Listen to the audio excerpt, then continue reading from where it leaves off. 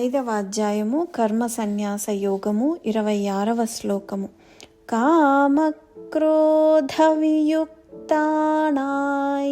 యతీనాయ్ యతచేతసాం అభితో బ్రహ్మ నిర్వాణౌ వర్తతే విదితాత్మనాం.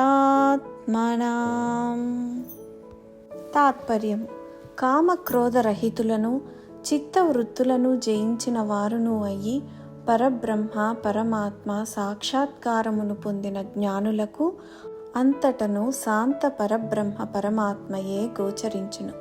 వివరణ: అటువంటి యోగి కామక్రోధముల నుండి జనించే వేగ ఆవేశములను జయిస్తాడు.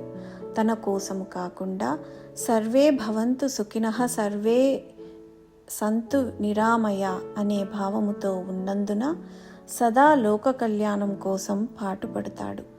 తన కోసం ఎటువంటి సుఖాలు కోరుకోడు. ఒకవేళ కారణవశాత్తు ఏదైనా కోరుకున్నా దాని వెంట వచ్చే కామక్రోధముల ప్రభావం లేకుండా ఉంటాడు. తన మనస్సు బుద్ధి ఇంద్రియములను కూడా జయించి పరబ్రహ్మను తెలుసుకొని ఆత్మజ్ఞానము వలన పూర్ణ రూపమున పరబ్రహ్మ స్వరూపం తానే అవుతాడు.